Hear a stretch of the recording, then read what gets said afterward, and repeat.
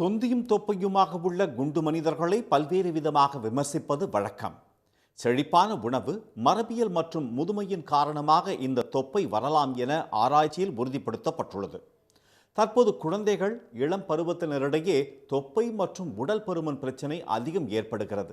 உடற்பயிற்சியே செய்யாமல் மிக குறைந்த வேலையை செய்பவர்களுக்கும் வயிற்றில் கொழுப்பு சேர்ந்து தொப்பை உருவாக வாய்ப்பு அதிகம். ஆண்களுக்கு 90 சென்டிமீட்டருக்கு மேலும், பெண்களுக்கு 80 சென்டிமீட்டருக்கு மேலும் இடுப்பு அளவு இருந்தால் நீரிழிவு, மாரடைப்பு, பக்கவாதம், இரத்த கொதிப்பு போன்ற வாழ்வியல் சார்ந்த நோய்களால் பாதிக்கப்பட வாய்ப்புள்ளதாக எச்சரிக்கின்றனர் மருத்துவர்கள்.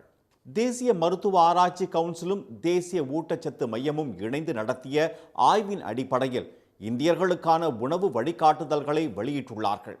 அதன்படி உப்பு, சர்க்கரை, எண்ணெய், பொரிக்கப்பட்ட உணவுகள் போன்றவற்றை குறைத்து கொள்ள வேண்டும் என மருத்துவர்கள் அறிவுறுத்துகின்றனர்.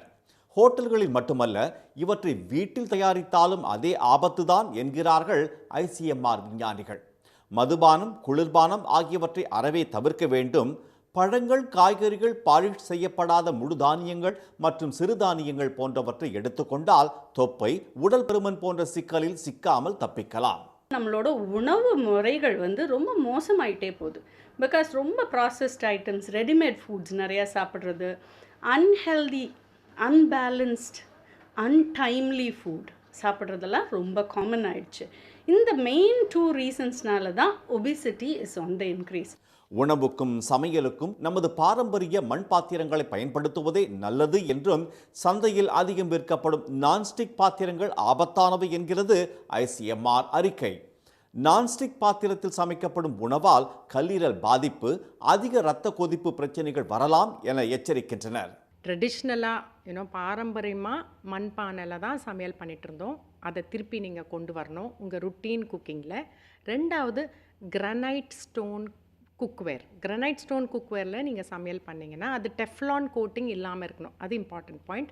ஏன்னா டெஃப்லான் கோட்டிங்கில் கேன்சர் வரதுக்கு வாய்ப்புண்டுன்னு பல ஆராய்ச்சி இருந்துச்சு.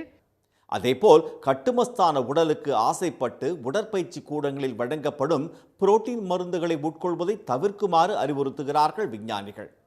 அதிக எண்ணெயில் பொரிக்கப்பட்ட அல்லது வறுக்கப்பட்ட அசைவ உணவுகள் புற்றுநோய்க்கு அழைப்பு விடுக்கும் என்கிறது ICMR ஆய்வறிக்கை.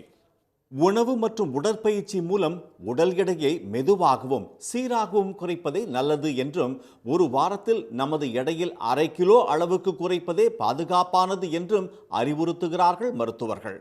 மேலும் புற்றீசல் போல் முளைத்துள்ள ஜிம்களில் பரிந்துரைக்கப்படும் மருந்து, மாத்திரைகள், கடும் பட்டினி மற்றும் அளவுக்கு மீறிய உடற்பயிற்சி போன்றவற்றால் விபரீதங்களே ஏற்படும் என்றும் மருத்துவர்கள் எச்சரிக்கின்றனர். மொத்தத்தில் தொப்பை இல்லாத வாழ்வே ஆரோக்கியமானது என்கிறார்கள் விஞ்ஞானிகள். உடனுக்குடன் செய்திகளை தெரிந்து கொள்ள சன் நியூஸ் பெல் ஐகானை கிளிக் பண்ணுங்க.